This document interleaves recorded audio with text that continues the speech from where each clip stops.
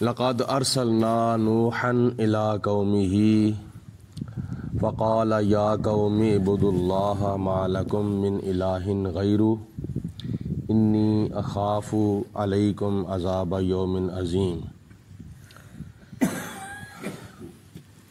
سورۃ اعراف کی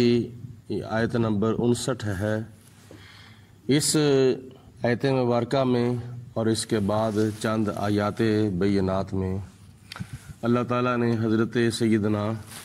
نوح علیہ السلام کا ذکر خیر فرمایا ہے۔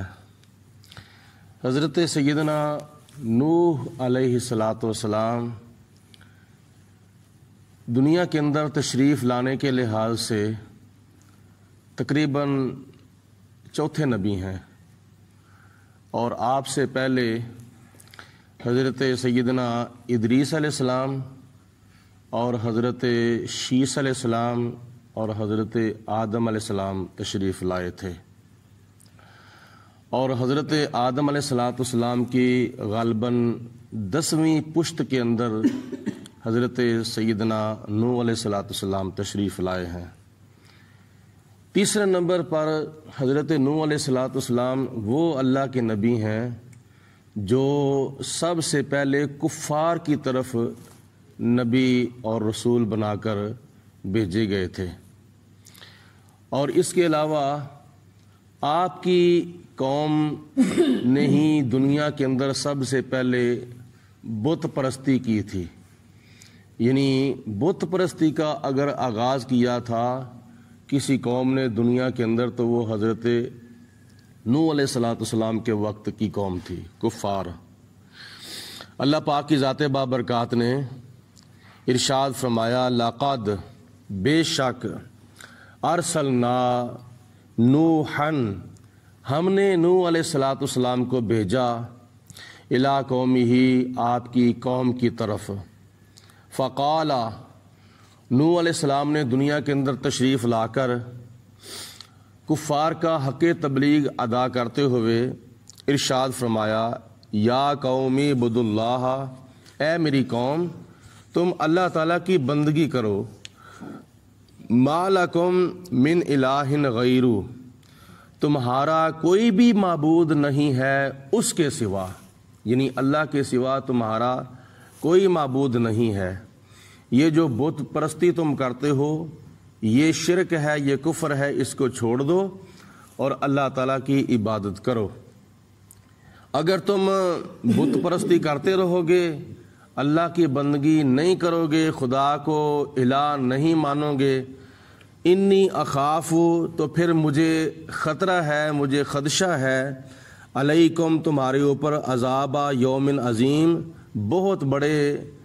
عذاب کے دن کا۔ اس سے مراد یا وہ طوفان نوح آنے والا دن ہے یا قیامت کا دن مراد ہے۔ جناب نوح علیہ السلام نے فرمایا کہ اے میری قوم تم خدا تعالیٰ کی عبادت کرو اور بت پرستی کو چھوڑ دو، اگر تم ایسا نہیں کرو گے تو پھر تمہارے اوپر بہت بڑا جو عذاب ہے وہ آنے والا ہے۔ قال الملأ من قومہ، حضرت نوح علیہ السلام کی قوم میں سے سرداروں نے آگے سے جواب دیا، انا لنراک فی ضلال مبین، وہ کہتے ہیں کہ اے نوح علیہ السلام بے شک ہم آپ کو کھلی گمراہی میں دیکھ رہے ہیں۔ جو خود گمراہ تھے وہ اللہ کے نبی کو گمراہ کہہ رہے ہیں۔ مطلب یہ ہے کہ نبی کو گمراہ کہنا یہ مسلمانوں کا طریقہ نہیں بلکہ یہ کافروں کا طریقہ ہے۔ چاہیے تو یہ تھا کہ نوح علیہ السلام کی تبلیغ سن کر، نوح علیہ السلام کی دعوت سن کر وہ مسلمان ہو جاتے، ایک خدا کی بندگی کرتے۔ آگے سے انہوں نے جواب دیا کہ ہم تو آپ کو کھلی گمراہی میں دیکھ رہے ہیں، یہ تھا کافروں کا جواب۔ قال یا قومی لیس بی دلال لیس بی دلالۃ، حضرت نوح علیہ السلام نے فرمایا کہ اے میری قوم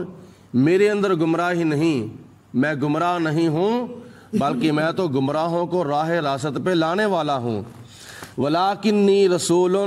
اور لیکن میں اللہ تعالیٰ کا رسول ہوں، من رب العالمین، اس رب کی طرف سے جو سارے جہانوں کو پالنے والا ہے۔ اے کافرو، میرے اندر گمراہی نہیں ہے،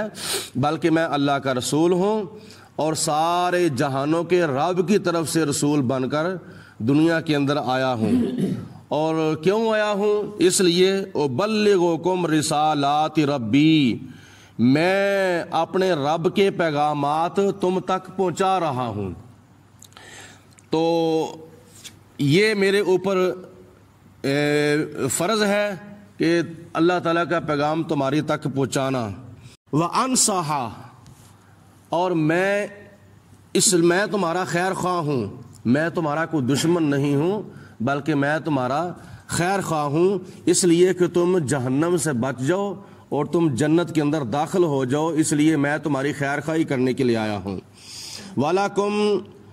وَأَعْلَمُ مِنَ اللَّهِ، اور میں وہ باتیں بھی جانتا ہوں اللہ کے تعالیٰ کی طرف سے، مَا لَا تَعْلَمُونَ، جو باتیں تم نہیں جانتے، لہذا تم ابھی علم نہیں رکھتے، بہتر یہ ہے کہ میں اللہ کی طرف سے وہ باتیں جانتا ہوں جن کا تمہیں علم نہیں ہے۔ آوا عجبتم، کیا تم تعجب کرتے ہو، کیا تم حیرانگی کا اظہار کرتے ہو، ان جاءکم، یہ کہ تمہارے پاس آ پہنچی ہے، ذکرم من ربکم، تمہارے رب کی طرف سے ایک نصیحت، علی رجل منکم، وہ بھی تم میں سے ہی ایک مرد پیدا ہوا ہے اس کے ذریعے سے، یعنی اپنی طرف اشارہ کرتے ہوئے آپ نے ارشاد فرمایا کہ میں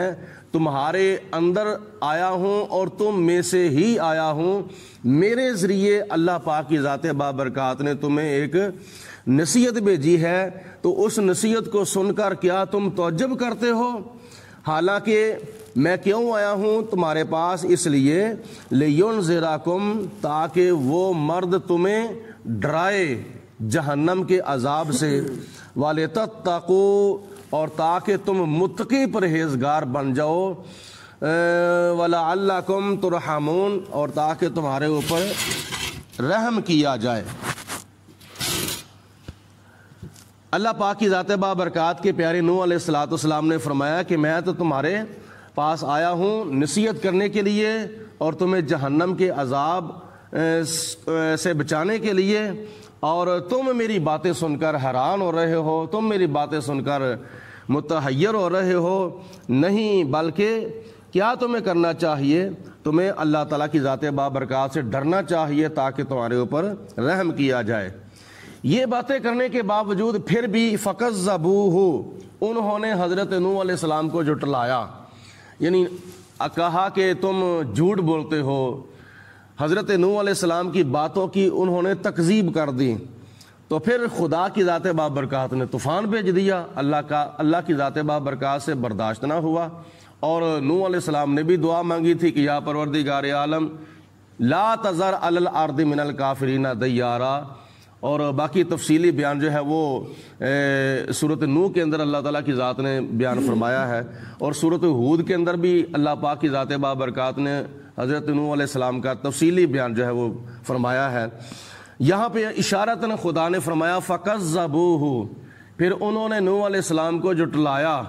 اور جب نوح علیہ السلام کو جھٹلایا تو خدا کی ذات بابرکات نے عذاب بھیج دیا طوفان کی شکل میں، فَأَنْجَيْنَاهُ، پھر ہم نے حضرت نوح علیہ السلام کو بچا لیا، باقی قوم کو غرق کر دیا، تباہ کر دیا، ملیاں میٹ کر دیا، اور نوح علیہ السلام کو بھی بچا لیا۔ وَالَّذِينَ مَعَهُ فِي الْفُلْكِ، اور جو کشتی کے اندر حضرت نوح علیہ السلام کے ساتھ ایمان والے بیٹھے ہوئے تھے، تقریباً وہ 90 آدمی، ان کو بھی اللہ تعالیٰ کی ذات نے طوفان نوح سے اپنے عذاب سے بچا لیا۔ وَأَغْرَقْنَا، اور باقی ان کو ہم نے غرق کر دیا، الذین کذبوا بآیاتنا، ان لوگوں کو جنہوں نے ہماری آیتوں کو جھٹلایا تھا، ہم نے ان کو غرق کر دیا۔ بچایا تھا ہم نے حضرت نوح علیہ السلام کو، بچایا تھا ہم نے ان کو جو حضرت نوح علیہ السلام کے ساتھ کشتی کے اندر بیٹھے ہوئے تھے۔ انہم کانوا قوما امین، بے شک یہ لوگ اندھے تھے، یعنی دل کے اندھے تھے۔